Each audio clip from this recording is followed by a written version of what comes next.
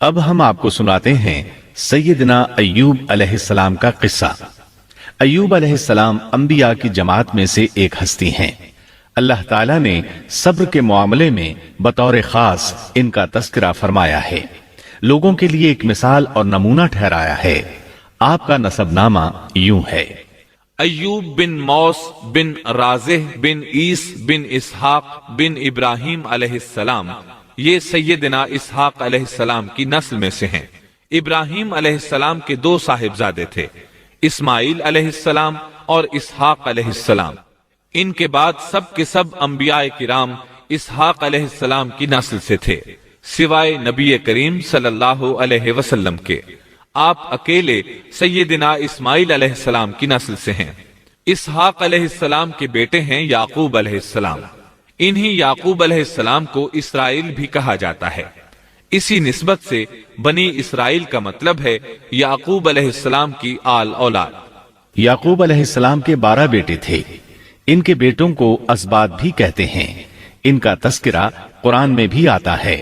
اب سوال یہ ہے کہ جن اسباط کا تذکرہ قرآن مجید میں انبیاء کرام علیہم السلام کے ساتھ کیا گیا ہے، کیا وہ یعقوب علیہ السلام کے بیٹے تھے یا ان بیٹوں کی اولاد میں سے تھے؟ اکثر علماء کرام نے یہ اشارہ دیا ہے کہ اسباط لفظ سے جن انبیاء کرام علیہم السلام کی طرف اشارہ کیا گیا ہے وہ یعقوب علیہ السلام کے بیٹے نہیں ہیں، اس لیے کہ انہوں نے تو یوسف علیہ السلام کے قتل کی کوشش کی تھی، اپنے والد سے جھوٹ بولا تھا، ایسے اور بھی غلط کام کیے تھے، تو ان حرکات کے کرنے والے انبیاء نہیں ہو سکتے، جبکہ اسباط سے مراد وہ انبیاء کرام ہوں گے جو ان بیٹوں کی نسل سے آئے ہوں گے۔ بنی اسرائیل کے 12 قبیلے تھے اور قبیلے کو سبت بھی کہتے ہیں، اس لیے انہیں اسباط بھی کہا جاتا ہے، یعنی بنی اسرائیل ان قبیلوں میں تقسیم ہو گئے۔ اسی طرح سیدنا ایوب علیہ السلام سیدنا اسحاق علیہ السلام کی اولاد میں سے ہوئے۔ سورہ انعام آیت 84 میں اللہ فرماتے ہیں: وَمِن ذُرِّيَّتِهِ دَاوُودَ وَسُلَيْمَانَ وَأَيُّوبَ وَيُوسُفَ وَمُوسَى وَهَارُونَ، اور اس کی اولاد میں سے داود اور سلیمان اور ایوب اور یوسف اور موسیٰ اور ہارون۔ تو یہ سب کے سب سیدنا ابراہیم علیہ السلام کی نسل سے تھے۔ ایوب علیہ السلام بھی اللہ تعالیٰ کے نبی اور رسول تھے۔ سورۃ النساء آیت 163 میں اللہ تعالیٰ فرماتے ہیں: إِنَّا أَوْحَيْنَا إِلَيْكَ كَمَا أَوْحَيْنَا إِلَى إِبْرَاهِيمَ وَإِسْمَاعِيلَ وَإِسْحَاقَ وَيَعْقُوبَ وَالْأَسْبَاطِ وَعِيسَى وَأَيُّوبَ وَيُونُسَ وَهَارُونَ وَسُلَيْمَانَ وَآتَيْنَا دَاوُودَ زَبُورًا۔ یقیناً ہم نے آپ کی طرف اسی طرح وحی کی ہے جیسا کہ نوح اور ان کے بعد والے نبیوں کی طرف کی، اور ہم نے وحی کی ابراہیم اور اسماعیل اور اسحاق اور یعقوب اور ان کی اولادوں پر، اور عیسیٰ اور ایوب اور یونس اور ہارون اور سلیمان کی طرف، اور ہم نے داود کو زبور عطا فرمائی۔ اللہ تعالیٰ نے ان سب انبیاء کرام علیہم السلام کی طرف وحی فرمائی، اور ایوب علیہ السلام بھی ان رسولوں میں سے ایک ہیں۔ اللہ تعالیٰ نے آپ کو آپ کی قوم سوران کی طرف مبعوث فرمایا۔ یہ قوم ملک شام میں رہائش پذیر تھی۔ آپ بہت زیادہ مالدار تھے۔ اللہ تعالیٰ نے آپ کو بہت زیادہ نعمتوں سے نوازا تھا۔ آپ کے پاس بے شمار مویشی تھے، لا تعداد نوکر چاکر تھے۔ اللہ نے آپ کو بہت سی زرعی زمین بھی عطا فرمائی تھی۔ آپ تاجر بھی تھے۔ تجارت کا سلسلہ دور دور تک پھیلا ہوا تھا۔ اللہ تعالیٰ نے آپ کو کثیر اولاد بھی عطا فرمائی تھی۔ آپ کے ہاں 7 بیٹے اور 7 بیٹیاں تھیں۔ آپ خود بھی صحت مند اور طاقتور تھے۔ آپ کے اصحاب کی تعداد بھی کافی تھی۔ گویا اللہ تعالیٰ نے آپ کو گوناگون نعمتوں سے نوازا تھا۔ آپ روئے زمین پر نعمتوں سے مالا مال شخص تھے۔ اللہ تعالیٰ نے آپ کو آزمانا چاہا تاکہ بعد میں آنے والے لوگوں کے لیے آپ صبر کی مثال بن جائیں۔ آخر صبر کا مرحلہ شروع ہو گیا۔ آپ کا سب مال و متاع ہلاک ہو گیا، یہاں تک کہ آپ فقیر ہو گئے۔ آپ کی زندگی ہی میں آپ کی ساری اولاد اللہ کو پیاری ہو گئی۔ کسی کا ایک بیٹا بھی فوت ہو جائے تو وہ کتنا غمگین ہوتا ہے، متاثر ہوتا ہے۔ سیدنا یعقوب علیہ السلام پر غم کس طرح طاری ہوا، یہاں تک کہ آپ کی آنکھوں کی بینائی تک جاتی رہی۔ مارے غم کے وہ گھل گئے تھے، جبکہ ان کا کوئی بیٹا فوت نہیں ہوا تھا، اور ادھر 7 بیٹے اور 7 بیٹیاں فوت ہو گئے۔ یہی نہیں، تمام مال مویشی ہلاک ہو گئے۔ معاملہ اس پر بھی ختم نہیں ہوا، آپ شدید مرض میں مبتلا ہو گئے۔ بیماری اس قدر شدید تھی کہ آپ چلنے پھرنے سے معذور ہو گئے، اٹھنے کی سکت نہ رہ گئی، یہاں تک کہ آپ کا گوشت گرنے لگا۔ آپ کی آزمائش انتہا کو پہنچ گئی۔ اب آپ کے ساتھی بھی آپ کا ساتھ چھوڑنے لگے۔ انہیں خوف محسوس ہوا کہ کہیں ان کی بیماری انہیں بھی نہ لگ جائے، کہیں یہ کوئی ایسی بیماری نہ ہو جو ایک سے دوسرے کو لگتی ہو۔ اس طرح سوائے 2 کے سب ساتھی آپ کا ساتھ چھوڑ گئے، کوئی آپ کے قریب نہ آتا تھا۔ جو 2 ساتھی ساتھ چھوڑ کر نہیں گئے تھے وہ بھی ذرا دور کھڑے ہو کر بات کرتے تھے۔ آپ کی خدمت کے لیے بس آپ کی بیوی رہ گئیں، وہ بہت وفادار بیوی تھیں۔ یہ زوجہ محترمہ آپ کی خدمت کرتی، آپ کو کھلاتی پلاتی، آپ کو نہلاتی۔ پھر نوبت یہاں تک پہنچی کہ سارا ہی مال بالکل ختم ہو گیا۔ اب بیوی صاحبہ نے اجرت پر لوگوں کے گھروں میں کام کرنا شروع کیا تاکہ کچھ کما کر لائیں اور خاوند پر خرچ کر سکیں۔ یہ تھے اللہ کے نبی ایوب علیہ السلام، اتنی بڑی آزمائش میں پورے اترے۔ آزمائش بھی 1-2 ماہ نہیں، پورے 12 برس جاری رہی، اور ایک قول کے مطابق 18 برس جاری رہی۔ آپ اس دوران مجسمہ صبر بنے رہے۔ آپ نے کبھی کسی سے شکوہ تک نہ کیا، یہاں تک کہ کبھی زوجہ محترمہ سے بھی شکوہ نہ کیا۔ سال ہا سال اسی حالت پر گزر گئے۔ ایک بار آپ کی بیوی نے عرض کرنے کی ذرا ہمت کی اور کہا، آپ اللہ کے رسول ہیں، اگر اللہ کے حضور دعا کریں تو وہ آپ کی بیماری کو ختم فرما دیں گے، آپ کی حالت کو بدل دیں گے۔ بیوی صاحبہ کے یہ کہنے کے باوجود آپ نے بیماری کے ختم ہونے کی دعا نہ کی، نہ یہ کہا یا اللہ مجھے رزق کی فراوانی عطا فرما، بس رضائے الہی پر راضی رہے، تقدیر الہی پر خوش رہے۔ آپ نے بیوی سے فرمایا، ذرا بتاؤ تو ہم کتنا عرصہ خوشحالی اور فراوانی میں رہے ہیں، کتنا عرصہ ہم ناز و نعمت میں رہے ہیں؟ انہوں نے جواب دیا، 80 سال۔ یہ سن کر آپ نے فرمایا، مجھے اللہ تعالیٰ سے دعا کرتے حیا آتی ہے، جتنا عرصہ خوشحالی میں رہا اتنا عرصہ بیماری اور تنگ دستی میں نہیں گزرا، اس لیے میں ابھی یہ دعا نہیں کروں گا کہ وہ مجھے شفا عطا کر دے یا میری اس حالت کو بدل دے، وافر رزق عطا کرے، جب تک مجھ پر 80 سال نہ گزر جائیں۔ جس طرح میں 80 سال ناز و نعمت کی بہاریں دیکھتا رہا، اسی طرح 80 سال تک میں اسی حالت پر صبر کا دامن تھامے رہوں گا، تندرستی کا سوال نہیں کروں گا۔ آپ کے اس جواب پر بیوی صاحبہ مایوس ہو گئیں، اس لیے کہ انہیں تو بیماری کے ختم ہونے کی اور اچھے دنوں کے دوبارہ آنے کی امید تھی۔ آپ کی بات سن کر وہ بولیں، تب یہ آزمائش کی گھڑی کب ختم ہوگی؟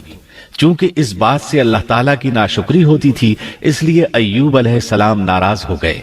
انہوں نے اللہ کے نام کی قسم کھائی کہ اگر اللہ تعالیٰ نے مجھے شفا عطا فرمائی تو میں انہیں 100 کوڑے ماروں گا۔ دوسری طرف نوبت یہاں تک پہنچی کہ لوگوں نے آپ کی بیوی صاحبہ کو کام دینے سے انکار کرنا شروع کر دیا۔ ان کا خیال تھا کہیں ان کے شوہر کی بیماری انہیں بھی نہ لگ جائے۔ وہ سمجھتے تھے کہ ایوب علیہ السلام کی بیماری چھوت کی ہے، لہٰذا یہ بیماری ان کی بیوی کے واسطے سے انہیں بھی لگ سکتی ہے۔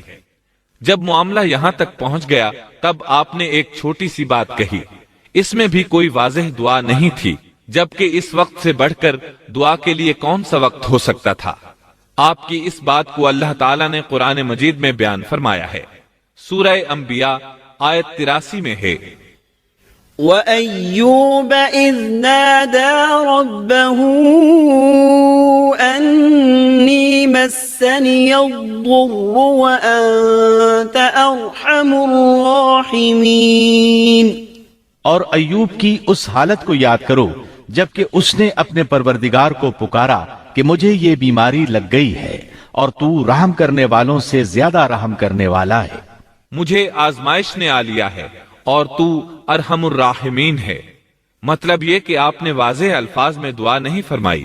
یہ نہیں فرمایا الہی مجھے تندرستی عطا فرما، الہی مجھے رزق عطا فرما اور میری حالت ایسی ایسی ہو گئی ہے، تو رحیم و کریم ہے، بلکہ یوں کہا وَأَنْتَ أَرْحَمُ الرَّاحِمِينَ.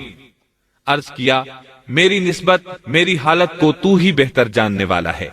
اللہ تعالیٰ نے دوسری آیت میں آپ کی حالت کو اس طرح بیان کیا ہے. سورہ صاد آیت 41 میں اللہ تعالیٰ فرماتے ہیں واذكر عبدنا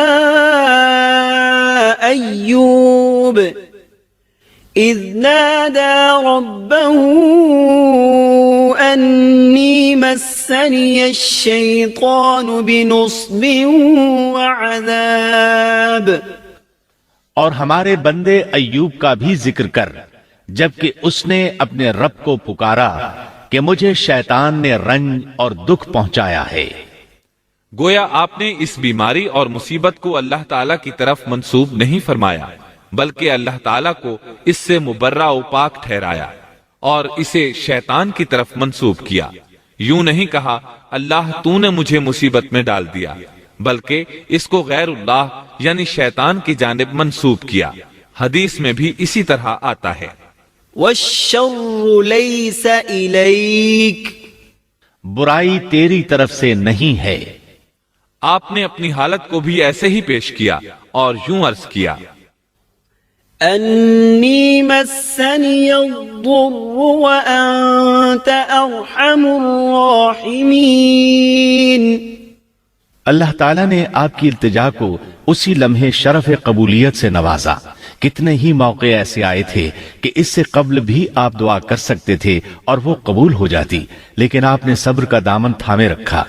اسی لیے مدتوں سے ضرب المثل چلی آ رہی ہے صبر ایوب. جب آپ نے اپنے پروردگار سے اس انداز میں دعا مانگی تو اللہ تعالیٰ نے ان سے آزمائش ختم کر دی.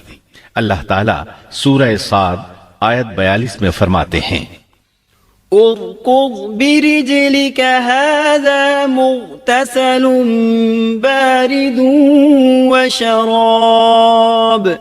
اپنا پاؤں مارو، یہ نہانے اور پینے کے لیے ٹھنڈا پانی ہے. جب انہوں نے پاؤں زمین پر مارا تو پانی کا چشمہ جاری ہو گیا. علماء کرام کہتے ہیں جب انہوں نے اس پانی سے غسل کیا تو جسم کے بیرونی حصے سے بیماری ختم ہو گئی، اور جو ہی پانی پیا جسم کے اندرونی حصے کی بیماری ختم ہو گئی. اور یہ اللہ عز و جل کا عظیم احسان ہے. پھر سے بالکل تندرست بن گئے، ان کی صحت و توانائی لوٹ آئی، ایسے صحت مند ہو گئے جیسے پہلے کبھی ہوا کرتے تھے. ان کی زوجہ محترمہ باہر سے گھر آئیں تو بالکل نہ پہچان سکیں. ان سے پوچھنے لگیں کیا آپ نے اللہ کے نبی میرے خاوند یعنی مرض میں مبتلا شخص کو دیکھا ہے؟ اللہ کی قسم جب میرے خاوند صحت مند تھے تو بالکل آپ جیسے تھے. میں نے آپ سے بڑھ کر ان سے ملتا جلتا آدمی آج تک نہیں دیکھا. اس پر ایوب علیہ السلام بولے کیا تم نے مجھے پہچانا نہیں؟ انہوں نے حیران ہو کر پوچھا آپ کون ہیں؟ تب وہ بولے میں ایوب ہوں. وہ بولیں سبحان اللہ، اس کا مطلب ہے بیماری ختم ہو گئی، اللہ تعالیٰ کا احسان ہو گیا. اس کے بعد اللہ تعالیٰ نے انہیں اہل و عیال کی نعمتیں بھی لوٹا دی، ان کے مویشی بھی انہیں واپس مل گئے. سیدنا ابن عباس رضی اللہ عنہما فرماتے ہیں اللہ تعالیٰ نے صرف انہیں ہی اپنے فضل و کرم سے نہیں نوازا بلکہ ان کے ساتھ ان کی اہلیہ کو بھی اپنے خاص فضل و کرم سے نوازا، اس لیے کہ انہوں نے بھی اس عظیم آزمائش میں صبر کیا تھا، عظیم صبر کا مظاہرہ کیا تھا. اللہ تعالیٰ نے ان کی جوانی کو بھی لوٹا دیا. ان سے سیدنا ایوب علیہ السلام کے ہاں 26 بیٹے بیٹیاں پیدا ہوئے. یہ روایت بھی ملتی ہے کہ 26 بیٹے ہی بیٹے تھے، بیٹیاں اس کے علاوہ تھیں.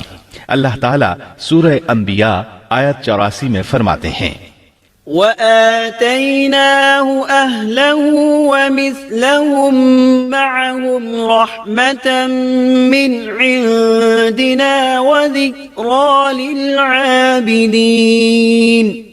ہم نے اس کو اہل و عیال عطا فرمائے بلکہ ان کے ساتھ ویسے ہی اور اپنی خاص مہربانی سے تاکہ سچے بندوں کے لیے سبب نصیحت ہو.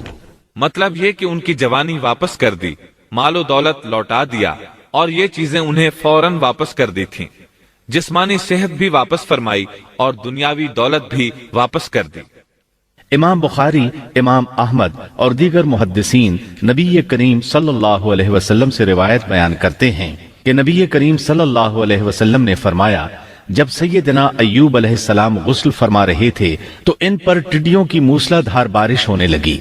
یہ ٹڈیاں کیا تھیں؟ وہ سونے کی ٹڈیاں تھیں۔ اللہ تعالیٰ ان کو غسل کے دوران ہی اتارنے لگے۔ ایوب علیہ السلام نے ان کو کپڑے میں جمع کرنا شروع کیا۔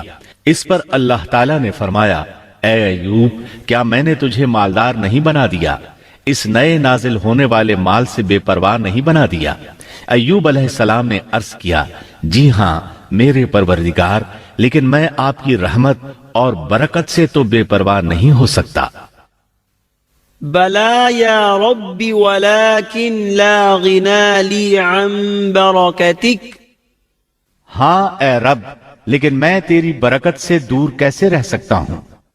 ان کا مال و دولت سب واپس مل گیا، اہل و عیال بھی مل گئے، صحت بھی پلٹ آئی۔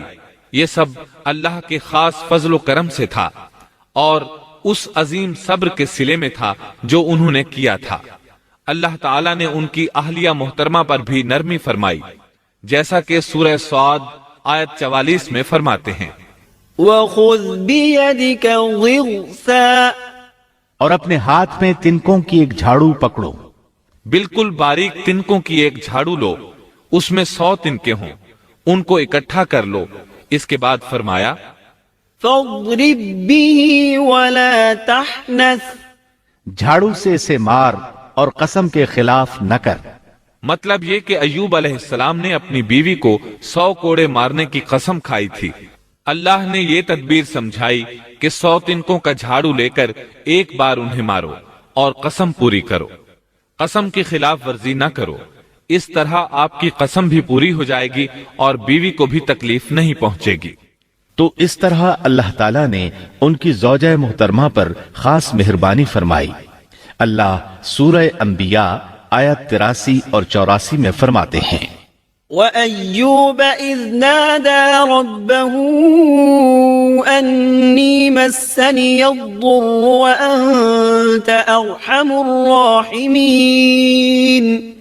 فَاسْتَجَبْنَا لَهُ فَكَشَفْنَا مَا بِهِ مِنْ ضُرٍّ وَآتَيْنَاهُ أَهْلَهُ ومثلهم معهم رحمة من عندنا وذكرى للعابدين۔ ایوب کی اس حالت کو یاد کرو جبکہ اس نے اپنے پروردگار کو پکارا کہ مجھے یہ بیماری لگ گئی ہے اور تو رحم کرنے والوں سے زیادہ رحم کرنے والا ہے۔ تو ہم نے ان کی سن لی اور جو دکھ انہیں تھا اسے دور کر دیا اور انہیں اہل و عیال عطا کر دیے، بلکہ ان کے ساتھ اپنی مہربانی سے ویسے ہی اور عطا کر دیے تاکہ سچے بندوں کے لیے نصیحت کا سبب ہو۔ اسی طرح اللہ تعالی سورہ صاد آیت 41 تا 44 میں فرماتے ہیں، وَاذْكُرْ عَبْدَنَا أَيُّوبَ إِذْ نَادَى رَبَّهُ أَنِّي مَسَّنِيَ الشَّيْطَانُ بِنُصْبٍ وَعَذَابٍ ارْكُضْ بِرِجْلِكَ هَذَا مُغْتَسَلٌ بَارِدٌ وَشَرَابٌ وَوَهَبْنَا لَهُ أَهْلَهُ وَمِثْلَهُم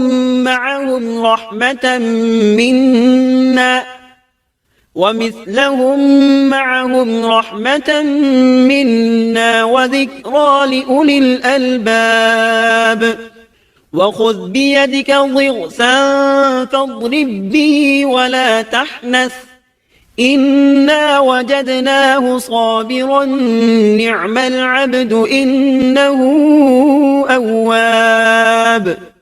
اور ہمارے بندے ایوب کا بھی ذکر کیجئے جب انہوں نے اپنے رب کو پکارا کہ مجھے شیطان نے رنج اور دکھ پہنچایا ہے۔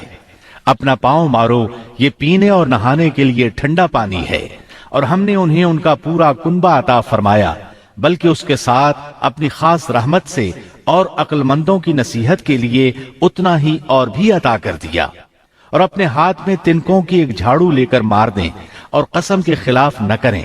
سچ تو یہ ہے کہ ہم نے اسے بڑا صابر بندہ پایا، وہ بہت نیک تھے اور بہت ہی رغبت رکھنے والے تھے۔ یہ ذکر تھا سیدنا ایوب علیہ السلام کا جو اختتام کو پہنچا۔